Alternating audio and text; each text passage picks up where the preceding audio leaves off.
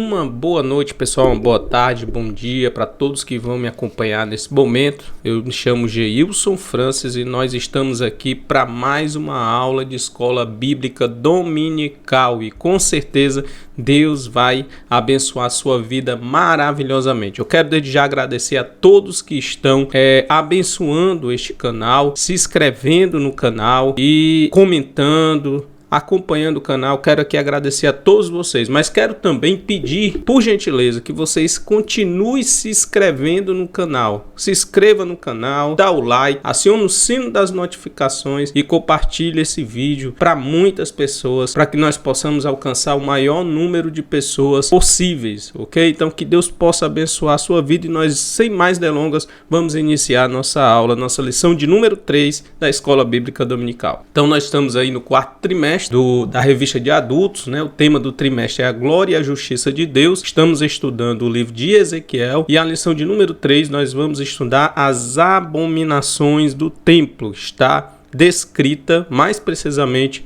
no capítulo de número 8 do livro de Ezequiel. Diz assim o texto áureo: E disse-me, filho do homem, vês tu o que eles estão fazendo? As grandes abominações que a casa de Israel faz aqui, para que me afaste do meu santuário, mas verás ainda maiores abominações. Então aqui é o início da visão que Deus estava entregando ao profeta Ezequiel. Nossa verdade prática diz o seguinte: o lugar mais sagrado da terra, ou da Terra Santa, se tornou o centro das abominações, e isso serve como prenúncio da apostasia generalizada do fim dos tempos. Nossa leitura bíblica em classe está no capítulo 8, como falei para vocês, versículos 5, 6, 9, 12, 14 e 16. Diz assim o texto bíblico: E disse-me, filho do homem, levanta agora os teus olhos para o norte, para o caminho do norte. E levantei os meus olhos para o caminho do norte, e eis que da banda do norte, à porta do altar, estava esta imagem de ciúme, à entrada. E disse-me, filho do homem, vês tu o que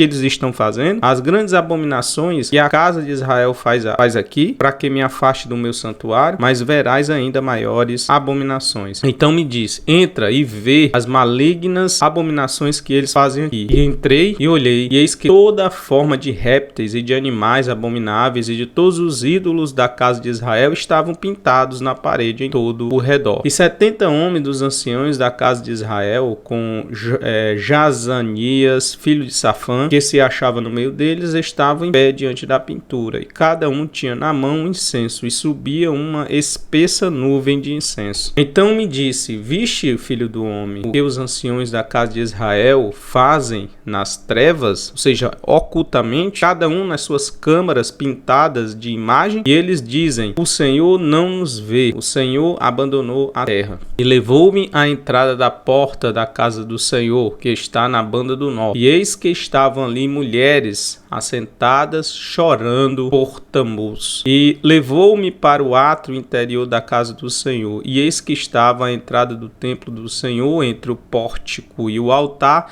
cerca de 25 homens, de costa para o templo do Senhor e com o rosto para o oriente. E eles adoravam o sol, virados para o oriente. Esse é o nosso texto bíblico em classe. A introdução diz o seguinte: a literatura apocalíptica se caracteriza pela presença de símbolos, visões, sonhos. O livro de Apocalipse é um exemplo clássico desse modelo literário. Ezequiel inaugurou esse estilo no Antigo Testamento, quando começou e termina o seu livro, começa e termina o seu livro com oráculos divinos apocalípticos, capítulo 1, 40, 48, além do 8 a 11, né? O capítulo 8 inicia uma nova sessão nessa modalidade, meio pelo qual Deus revelou ao profeta as abominações do templo. O objetivo da presente lição é levar os crentes em Jesus a uma reflexão mais profunda sobre a ruína moral e espiritual da idolatria por meio da análise dessas abominações chocantes, né, que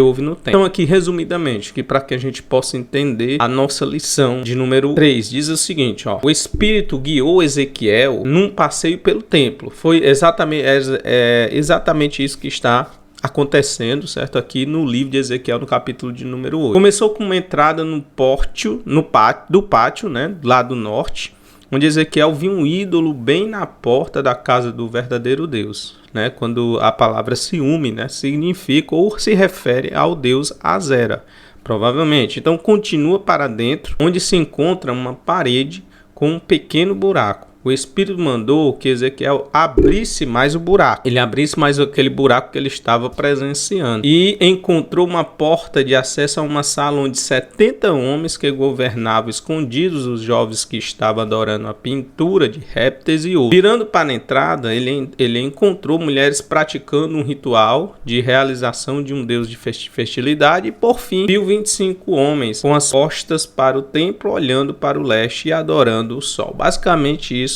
Né, toda a visão das abominações, e nós vamos ver, claro, de uma por uma, mas até aqui só para poder a gente fazer um resumo das abominações que Ezequiel viu. Antes de nós entrarmos nas abominações do templo, eu queria, por gentileza, pedir a você a sua atenção para que nós fizéssemos uma viagem histórica a respeito do templo de Jerusalém. Né, nós vamos iniciar por aqui, tá? Então, no capítulo 25 de Êxodo, do versículo 1 ao versículo de número 4, a palavra do Senhor diz assim: Então falou o Senhor a Moisés, dizendo: Fala aos filhos de Israel que me tragam uma oferta alçada, de todo homem cujo coração se mover voluntariamente. Olha aí, a oferta alçada acontecia de maneira voluntária, né?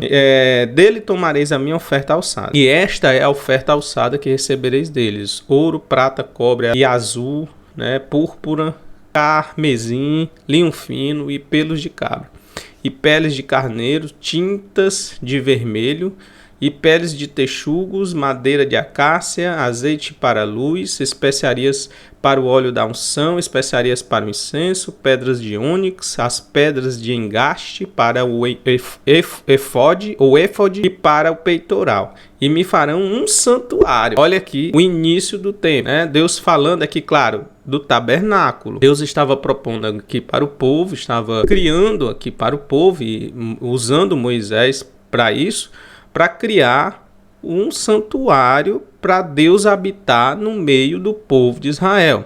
Então era isso que Deus queria, praticando, fazendo com que o povo trouxesse essas ofertas, né? Vamos aqui criar o tabernáculo, e esse santuário será um santuário em que eu vou habitar. Eu vou habitar no meio deles.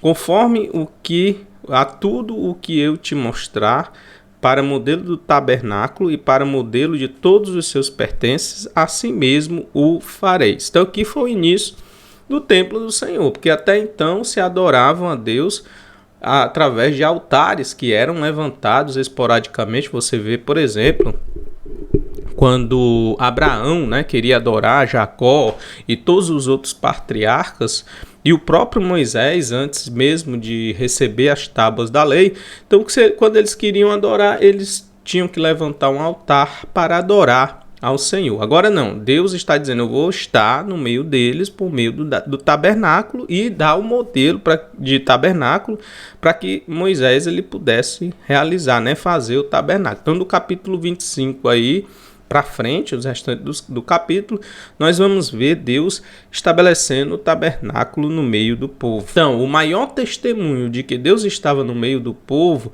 não foi só porque Deus protegia o povo de Israel com as nuvens de dia, a coluna de fogo durante a noite. Não foi só porque Deus fazia derramar maná do céu para alimentar o povo.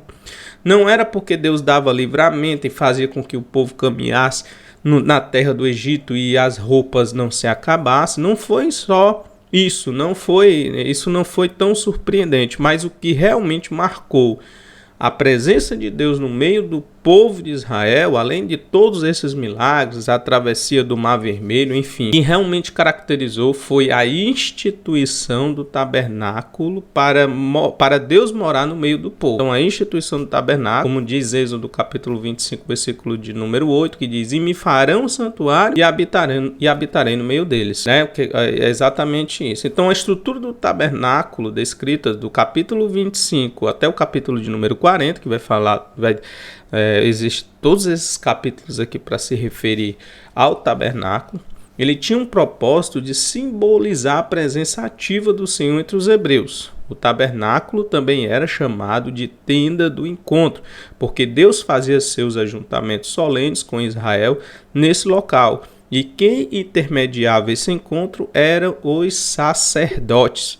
Considera-se, por uma parte, que a presença de Deus, aqui Deus com letra maiúscula, viu? Desculpa aqui pelo erro de ortografia, associada ao tabernáculo, tenha restaurado a comunhão que Deus tinha quebrado com o povo, né? Assim, em parte, é aquela restauração da comunhão de Deus. Agora eu vou habitar no meio deles, porque até então o que foi que Deus fez, né? Com o pecado de Adão e Eva, vamos afastar eles da nossa presença. Nós não queremos mais o homem no jardim e vamos afastar ele da minha presença. Agora não, Deus faz questão de estar no meio do povo, por meio do tabernáculo. Anos posteriores, né? Muitos anos depois, né, você vê, por exemplo, o povo de Israel passa 40 anos no deserto. O povo de Israel passa 40 anos no deserto. Mas fora os 40 anos que passam no deserto, né, e aí vem a conquista da terra de Canaã, depois vem a época dos juízes, certo? Então, só depois de tudo isso, o povo vai ser levado, né, o povo vai depois do juízo é que o templo vai ser estabelecido, vai ser erguido, né? Porque isso nasce do coração de Davi. E Davi, ele tem aquela vontade, né, santa de erguer um templo a Deus. Só que Deus ele diz para Davi, olha, você não vai erguer, porque você viveu sua vida fazendo guerra, matando pessoas e sujou suas mãos com sangue. Outra pessoa, ou seja, vou levantar uma pessoa depois de você para poder estabelecer o meu templo para a minha habitação. E foi exatamente isso que aconteceu. Mas eu gostaria de ler aqui 1 Reis, capítulo 5, versículo de número 1 até o versículo de número 5, para que você possa ter uma ideia. Enviou Hirão, rei de Tiro, os seus servos a Salomão, porque ouviram que ungiram a Salomão rei em lugar de seu pai. Então aqui Salomão, ele foi ungido rei, porquanto Hirão sempre tinha amado a Davi. Então Salomão mandou dizer a Hirão, bem sabes que Davi, meu pai, não pôde edificar uma casa ao nome do Senhor, seu Deus, por causa da guerra com que os cercaram, até que o Senhor pôs seus inimigos debaixo das plantas dos seus pés. Porém agora o Senhor, meu Deus, me tem dado descanso de todos os lados, adversários não há, nem algum mal encontro. E eis que eu intento edificar uma casa ao nome do Senhor, meu Deus, como falou meu Senhor, o Senhor a Davi, meu pai, dizendo, teu filho que porei em teu lugar, no teu trono, ele edificará uma casa ao meu nome. Foi exatamente isso que aconteceu. Salomão foi levantado e disse, eu vou realizar esta vontade de meu pai e também de Deus. Já que meu pai não pôde, né, foi proibido por Deus realizar a construção do templo, eu, como diz o Senhor bem falou para o meu pai, eu é que vou terminar e vou realizar a construção desse templo. Salomão ele reinou mais ou menos entre 971 a 931 antes de Cristo. E o templo ele foi edificado no seu reinado, né? Mais ou menos Salomão ele passou para edificar o templo 13 anos, né? Foi o tempo que ele passou para poder terminar toda a casa, do Senhor.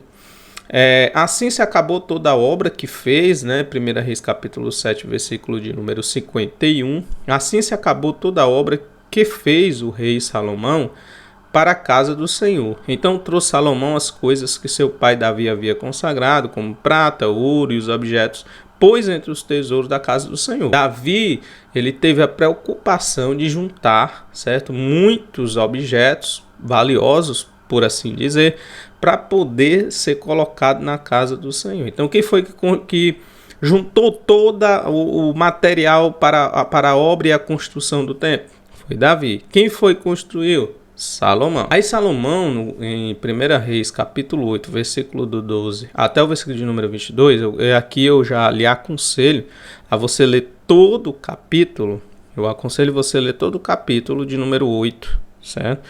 É um capítulo que tem vários versículos, mas que vai mostrar aí a oração de Salomão logo após ter concluído o templo. Capítulo 8, versículo 12 ao versículo de número 22, aqui é só uma palhinha para que você possa entender aquilo que eu estou falando para você. Então falou Salomão: o Senhor disse que ele habitaria nas trevas. Certamente edifiquei uma casa para morada, assento para a tua eterna habitação. Então virou o rei o seu rosto, abençoou toda a congregação de Israel, e toda a congregação de Israel estava em pé. E disse: bendito seja o Senhor, Deus de Israel, que falou pela boca a Davi, meu pai, e pela sua mão o cumpriu, dizendo: desde o dia em que eu tirei o meu povo Israel do Egito, não escolhi cidade alguma de todas as tribos de Israel para edificar alguma casa, para ali estabelecer o meu nome. Porém, escolhi a Davi para que presidisse sobre o meu povo Israel. Também Davi, meu pai, propusera em seu coração o edificar casa ao nome do Senhor Deus de Israel. Porém o Senhor disse a Davi, meu pai: porquanto propuseste no teu coração o edificar casa ao meu nome, bem fizeste em o propor no teu coração. Todavia tu não edificarás esta casa, porém o teu filho que sair de teus lombos edificará esta casa ao meu nome. Assim confirmou o Senhor a sua palavra que falou, porque me levantei em lugar de Davi meu pai, e me assentei no trono de Israel, como tem falado o Senhor, e edifiquei uma casa ao nome do Senhor Deus de Israel. E constituí ali lugar para a arca, em que está a aliança do Senhor, a qual fez com todos nossos pais, quando os tirou da terra do Egito. E pôs-se Salomão diante do altar do Senhor, na presença de toda a congregação de Israel, e estendeu as mãos para o céu. E aí vai continuar uma oração maravilhosa de Salomão, né? Uma oração realmente fenomenal. E a oração de Salomão, ela vai consistir exatamente, né, nos trechos em que ele diz o seguinte: olha, se o povo pecar e se converter, se humilhar e orar e buscar o Senhor neste lugar, o Senhor vai dar livramento, vai abençoar, vai prosperar, certo? Se o povo se converter, se o povo se humilhar diante do Senhor e se arrepender de seus pecados. Mais ou menos assim, eu recomendo que você leia o 1 Reis, capítulo de número 8, do versículo 22 para frente. Você vai ver Salomão falando isso claramente, né, dizendo que o povo ele pode se arrepender e receber livramento do Senhor. Porém, o que foi que aconteceu? O templo ele foi destruído exatamente porque o povo não quis se arrepender. O povo colocou abominação no templo. O povo colocou abominações e adorações a ídolos dentro do templo. Templo esse que foi edificado para adorar só a Deus, como casa de habitação do Senhor. Foi por isso que o templo foi destruído juntamente com Jerusalém. Exatamente porque o povo também, além de ter desobedecido ao Senhor, colocando ídolos dentro da casa do Senhor, o povo também não se arrependeu. Era de dura cerviz, era um povo orgulhoso, era um povo que não se arrependia, era um povo que não queria ou não achava que estava fazendo alguma coisa de errado, certo? Então o historiador judeu Joséfo diz que o templo ele foi queimado em 470 anos, 6 meses e 10 dias depois de ter sido construído. Então 470 anos depois da construção do templo feita por Salomão, como a gente acabou de ver, o templo ele foi totalmente destruído por Nabucodonosor, como eu também dei, certo, a aula na aula passada. Mas com base em fontes rabínicas, afirmam que o primeiro templo ficou de pé por 410 anos. E com base em Seder Olá Rabá, a construção do templo, do local do templo, em 832 a.C., e a sua destruição foi em 422 a.C., 165 anos depois do que as estimativas seculares. Então nós temos aí o quê? Uma certa imprecisão, né, do período em que o templo ele ficou de pé. Flávio Josefo disse que foi 470 anos, 6 meses e 10 dias. Fontes rabínicas dizem que foram 410 anos. Então foi aí aproximadamente 470 anos a 410 anos o templo ficou erguido, certo? Depois da construção do templo feita por Salomão. Mas foi destruído por Nabucodonosor exatamente por causa da obstinação do povo e das abominações que colocaram dentro do templo do Senhor, que é fonte da nossa aula de hoje. A reconstrução do templo. Logo houve a destruição, né? O Nabucodonosor leva cativo vários dos judeus, deixa alguns pobres ali, mas alguns anos depois, mais precisamente no ano 539 a.C., mais ou menos, começa-se a reconstrução do templo, que foi realizada por Zorobabel. Segundo o relato bíblico, a reconstrução do templo foi designada pelo Shah Aquemenida Ciro, né? No ano 539 a.C. Carece de fontes, claro, né? Mas Ciro apodera-se da Babilônia e ordena o repatriamento dos judeus mantidos em cativeiro e a reconstrução do seu templo, que, segundo a descrição presente no livro de Esdras, terá tido lugar sob o sacerdote Josua, filho de Jazadaque, e Zorobabel, filho de Sealtiel. A obra, porém, foi interrompida durante o reinado de Ciro e só foi retomada no reinado de Dário. Então nós temos aqui a reconstrução do templo, que está em Esdras, capítulo de número 3, versículo de número 8. Eu vou dar uma lida aqui para que vocês possam ouvir.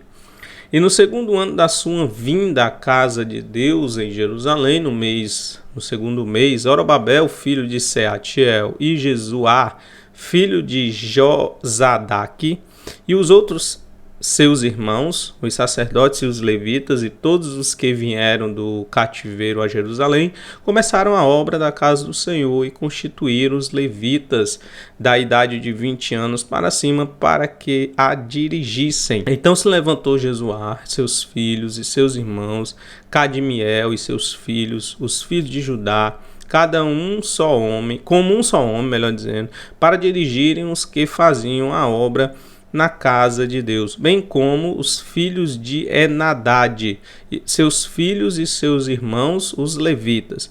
Quando, pois, os edificares lançaram os alicerces do templo do Senhor, então apresentaram-se os sacerdotes já vestidos e com trombetas, e os levitas, filhos de Asaf, com símbolos, para louvarem o Senhor conforme a instituição de Davi, rei de Israel. E cantaram juntos por grupos, louvando e rendendo graças ao Senhor, dizendo: porque é bom, porque a sua benignidade dura para sempre sobre Israel. E todo o povo jubilou com altas vozes, quando louvaram ao Senhor pela fundação da casa do Senhor, o segundo templo. Porém, aí vem o porém, muitos dos sacerdotes e levitas e chefes dos pais, já idosos, que viram a primeira casa, choraram em alta vozes, quando à sua vista foram lançados os fundamentos desta segunda casa. Mas muitos levantaram as vozes com júbilos e com alegria. Então, enquanto uns estavam chorando, outros estavam felizes e alegres. De maneira que discernia o povo as vozes dos júbilos de alegria das vozes do choro do povo, porque o povo jubilava com tão altas vozes que o som se ouvia de muito longe. Então, o povo ficou dividido. Uns que já tinham vivido, eram idosos e tinham visto o primeiro templo, ficaram chorando porque o primeiro templo deveria ser algo glorioso. Logo após houve as remodelações, né? Herodes, no século I a.C., Herodes o Grande ordena uma remodelação desse templo de Zorobabel, né? Com as erosões. Com o passar do tempo, o templo começou a ficar caindo, velho, precisando de uma construção. E Herodes, para poder ganhar, né, um pouco de crédito entre o povo judeu, começou a remodelar o templo, a reconstruir, a ajeitar ali o templo, né, considerada por muitos judeus como uma profanação. Muitos judeus consideram a atitude de Herodes em remodelar o templo como uma profanação, com o propósito de agradar, por exemplo, Júlio César. mandando construir num dos vestes da muralha a torre de Antônia, uma guarnição romana que dava acesso direto ao interior do pátio do templo. Certos autores designam o templo após esta intervenção por terceiro templo. Porém, existe escatologicamente, esse templo ele só foi reformulado. Alguns consideram como terceiro templo. Porém, eu considero particularmente como segundo templo reformado, o templo de Herodes, que foi o templo em que Jesus ele andou, Jesus ele expulsou os vendilhões do templo. Foi exatamente esse templo que foi reformulado por Herodes. Exatamente o templo em que Jesus, lá no capítulo 25, vai falar da escatologia e da destruição de Jerusalém por Tito. Esse é o segundo templo, ok? Mas haverá sim uma reconstrução escatológica, reconstrução da escatologia escatológica, melhor dizendo, do templo de Jerusalém. Nós temos Zacarias, né, 2 textos bíblicos que falam dessa escatologia, que diz o seguinte, Zacarias 1, 16 a 17. Portanto, assim diz o Senhor, voltei-me para Jerusalém com misericórdia. Nela será edificada a minha casa, diz o Senhor dos Exércitos, e o cordel será estendido sobre Jerusalém. Clama outra vez, dizendo, assim diz o Senhor dos Exércitos, as minhas cidades ainda aumentarão e prosperarão, porque o Senhor ainda consolará a Sião e ainda escolherá a Jerusalém. Que é uma profecia de Deus por Zacarias. Zacarias viveu logo ali depois do exílio. Depois do exílio, o povo tinha voltado, já foi juntamente ali contemporâneo de Ageu, e ele profetizou, o povo estava reconstruindo o templo de Raul, o segundo templo, e o quiçá já tinha construído, e o Zacarias proferiu exatamente essa profecia a respeito da edificação ou reedificação do templo, né, de maneira posterior. E Zacarias, capítulo de número 12, versículo 13, diz, e fala-lhe dizendo, assim diz o Senhor dos Exércitos, eis aqui o homem cujo nome é Renovo, ele brotará do seu lugar e edificará o templo do Senhor. Ele mesmo edificará o templo do Senhor, ele levará a glória, assentar-se-á no seu trono e dominará, e será sacerdote no seu trono, e o conselho de paz haverá entre ambos os ofícios. Além dessas profecias, existem as profecias também de Daniel, que fala da desolação do templo, ok? E foi repetida por Jesus Cristo em Mateus capítulo 24, 15, diz assim, as seguintes passagens são indicadas como referidas ao templo e à sua profanação pelo anticristo, e antes da manifestação do Filho da humanidade, o Messias em sua aparição gloriosa. Primeiro, Mateus 24, 15 diz, quando, pois, ouvirdes que a abominação da desolação de que falou o profeta Daniel está no lugar santo, quem lê entenda. Aqui fala da profanação do templo na época em que o anticristo se manifestar. Então, para poder haver a profanação do templo, precisa haver, claro, a construção do templo. Só que hoje, o templo ele não está construído, é óbvio, foi destruído, e nós vamos ver que no local não está mais ali a construção do templo do Senhor, mas está uma mesquita. Vamos ver daqui a pouco. Sim, mas vamos aqui ler o 2 Tessalonicenses 2, 3, 4. Não vos deis por enganar, não vos deixeis enganar de modo algum por pessoa alguma, porque deve vir primeiro a apostasia, e apareceu o homem ímpio, o filho da perdição, o adversário que se levanta contra tudo que se chama Deus, ou recebe um culto, chegando a sentar-se pessoalmente no templo de Deus e querendo passar-se por Deus. Mais uma vez aqui uma referência à época, né, em que o anticristo começar a reinar, começar a se manifestar, querendo ser como Deus, sentará no templo de Deus. Então, para que isso aconteça, tem que haver escatologicamente um terceiro templo reconstruído para que essa profecia venha se cumprir. E todos estão esperando, pelo menos que são dispensacionalistas, estão esperando esse grande acontecimento da reconstrução do templo, para que as profecias a respeito da profanação do templo venham se cumprir quando o anticristo vier à terra. Agora aqui uma história recente, gente. O monte do templo, né, que é o monte onde o antigo templo, foi erigido e foi destruído por Tito no ano 70 depois de Cristo. Tito destruiu o templo e até hoje esse templo ele não mais foi erguido. Porém, em 1967 houve uma guerra chamada Guerra dos 6 Dias, que permitiu que judeus visitasse novamente o local sagrado, porque até então os judeus não estavam tendo acesso a esse monte, né? O monte do templo, onde o antigo templo foi construído, e o segundo templo também foi construído, o templo de Herodes ficava ali também. Então a Jordânia ocupou Jerusalém Oriental e o monte do templo imediatamente após a declaração de independência de Israel em 14 de maio de 1948. Israel unificou oficialmente Jerusalém Oriental, incluindo o monte do templo. Então Israel recuperou, que essa parte do território de Israel, antes da Guerra dos 6 Dias, não era dominada por Israel.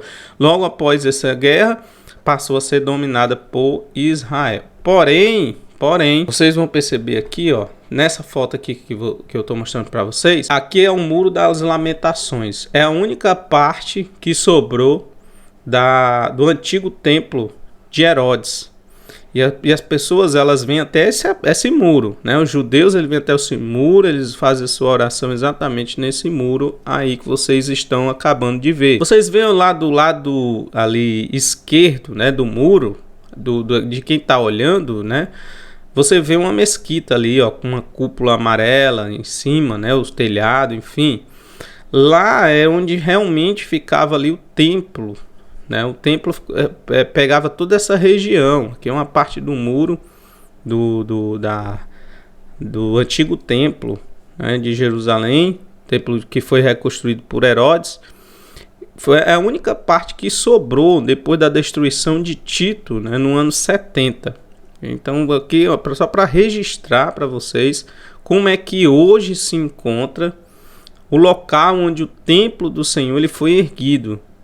Hoje está totalmente destruído. Falei para vocês que escatologicamente estamos esperando a reconstrução do templo, só que tem um empecilho. Quem é que vai tirar o pessoal da mesquita dali para poder reconstruir o templo? Realmente é a dúvida que fica, porque ali estão muçulmanos adorando o Senhor e administrando aquele local, enquanto os judeus vêm só até aqui, o Muro das Lamentações, para poder fazer orações. Bom, gente, depois dessa panorâmica que nós fizemos a respeito do templo, já que nós estamos falando das abominações do templo do Senhor, nós agora vamos ver um pouco sobre as visões que Ezequiel ele teve a respeito da profanação do templo, das abominações do templo. Essa faz parte da segunda visão, né, das visões dos capítulos 1 até o capítulo de número 11, são parte de uma única unidade literária. O profeta recebeu essa visão 14 meses depois da primeira, a visão da carruagem da glória de Deus, no 5º ano do cativeiro do rei Joaquim. E o capítulo 8 introduz uma nova visão no 6º ano do mês sexto. Mas essa visão não foi da glória de Deus. O que Ezequiel viu foram as abominações. Primeiro foi a glória de Deus, mas agora as abominações praticadas no templo, o que justifica a razão da ira divina sobre os moradores de Jerusalém. Então essa data é importante porque mostra que a cidade e o templo ainda não haviam sido destruídos, gente. Para você ver como Ezequiel ele profetizou exatamente nessa transição de Israel para o exílio, né? Então ele participou do antes e do depois. Ele foi contemporâneo de toda a destruição do templo, inclusive foi levado cativo para o exílio. Mas o que a gente pode perceber aqui é que esta data ela é importante porque mostra que a cidade e o templo ainda não haviam sido destruídos. Essa visão é pretérita, é passada, porque se relaciona com acontecimentos contemporâneos de Ezequiel, mas isso não exclui futurismo, pois anuncia eventos que estavam ainda para acontecer. As visões das abominações do templo. A visão no capítulo de 8 destoa das demais visões do próprio Ezequiel e demais profetas do Antigo Testamento. Ele foi levado pelo Espírito Santo entre os céus e a terra e levado a Jerusalém numa visão. As visões de Deus mostram fatos que estão acontecendo no ato da revelação e que ainda vão acontecer a curto, médio e longo prazo e até mesmo no contexto escatológico. Daniel teve visões de coisas futuras também, inclusive da própria reconstrução do templo, desse templo em que o anticristo ele vai colocar desolação, né? E vai sentar no trono de Deus, querendo se passar por Deus. Então Daniel teve essas visões e da mesma forma o apóstolo João também teve essas visões. são fatos passados, presentes e futuros, né? Escreve as coisas que tem visto e as que são e as que depois destas hão de acontecer. Foi o que Deus falou para ele em Apocalipse 1:19. Então, como nós podemos entender essa visão, essas visões? Essa visão, na verdade, eram visões de Ezequiel que foi no corpo, ou seja, são visões físicas que eles estavam vendo, mesmo ou foi algo espiritual.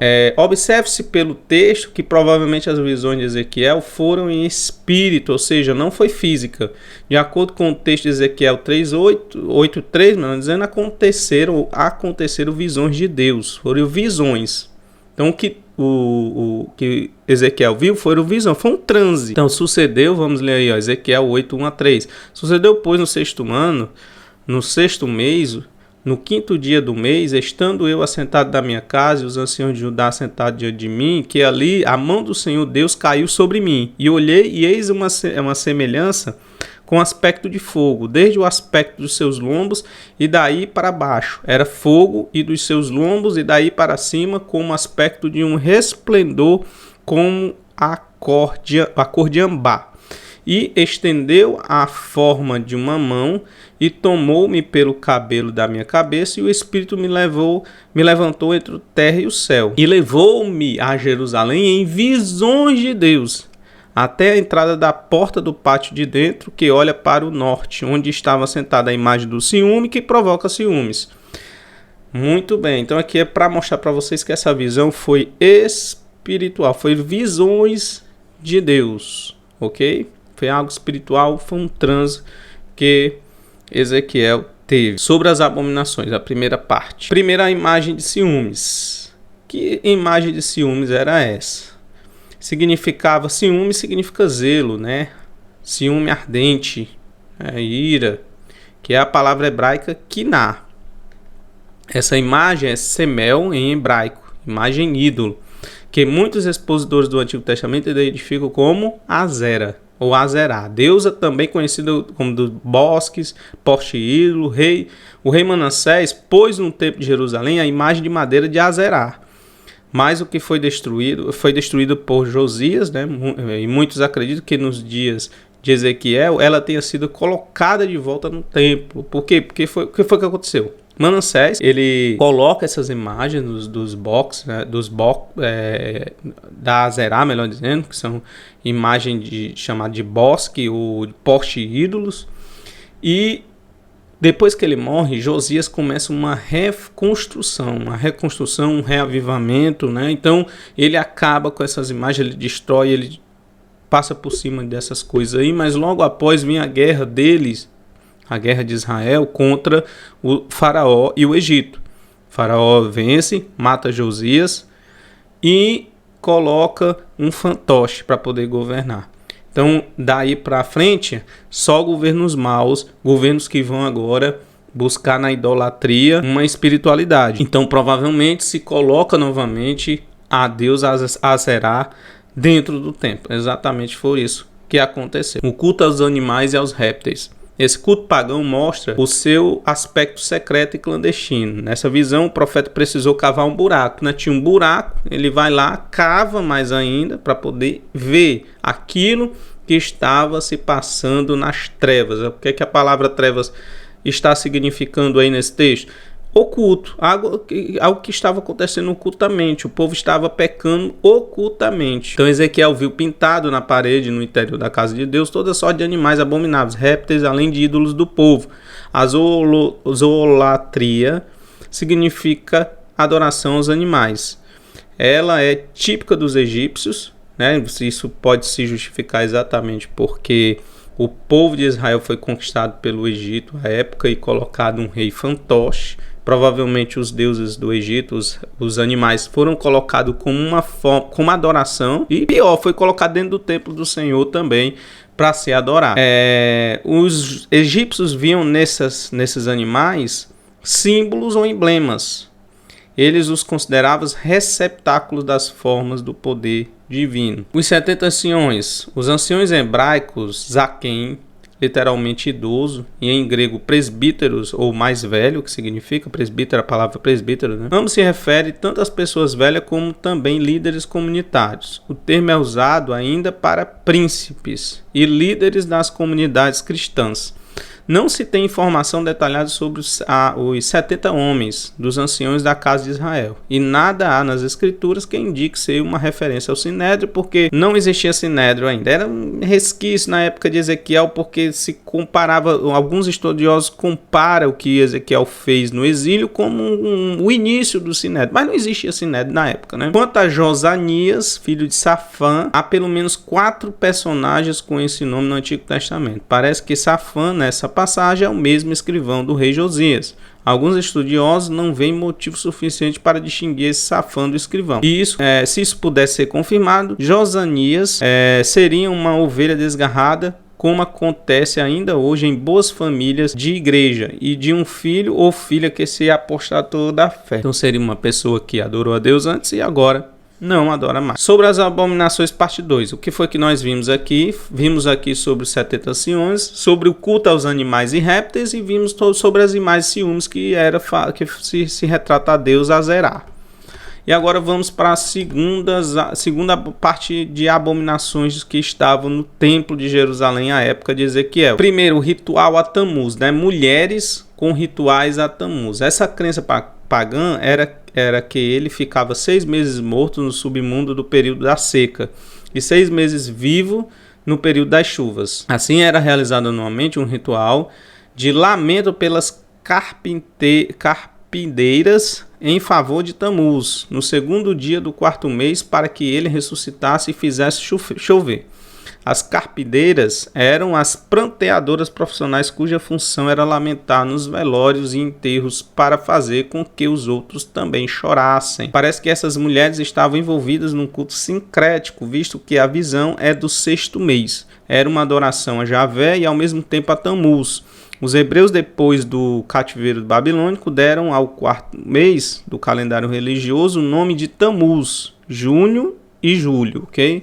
Então você vê aí a misturada que o povo de Israel estava fazendo, né? De maneira sincrética, adorando a Deus Javé, mas também a Tamuz, e adorando e pedindo que ele ressuscitasse através das chuvas, né? Então você vê como o povo estava realmente totalmente confuso em suas adorações e não estavam sendo fiéis ao Senhor. Os adoradores do sol. Ezequiel viu cerca de 25 homens de costa para o templo, que um nítido desprezo do templo do Senhor, e virados para o oriente adorando o sol.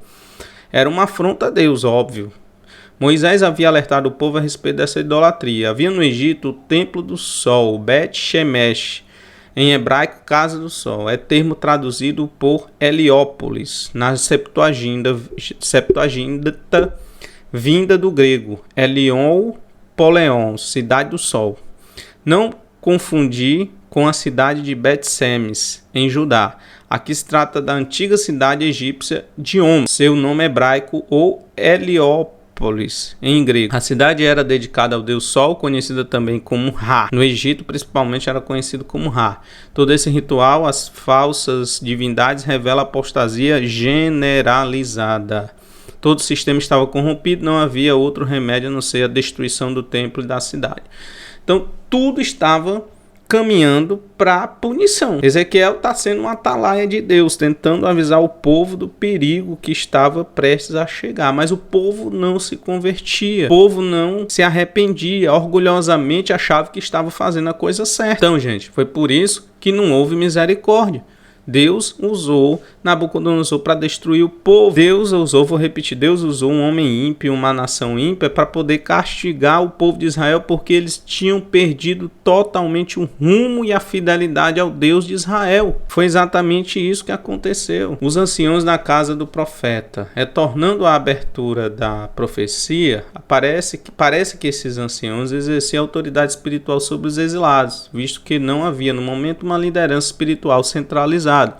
O rei Joaquim estava na Babilônia, mas na condição de prisioneiro. Só após a morte de Nabucodonosor, mais de 20 anos depois, Evil-Merodach que o sucedeu no trono, mandou libertar Joaquim da prisão e mudar a roupa de presidiário. Os anciões viam em busca da palavra com certa frequência na casa de Ezequiel. No entanto, há quem afirme que não faziam parte da ala dos fiéis, mas que procurava Ezequiel para se manter informado. Isso parece ser pouco provável. Além disso, os falsos profetas atrapalharam a vida espiritual dos exilados, assim como em Jerusalém. Então, senhores, aqui a gente conclui a nossa lição. Vocês viram aí as abominações do templo que justificaram a destruição, a invasão de Nabucodonosor com o Império Babilônico em Jerusalém, destruindo toda a cidade, inclusive o templo do Senhor. Então nós aprendemos com as 4 cenas do pecado cultico que um Deus santo não tolera o pecado. Deus exige fidelidade de seu povo.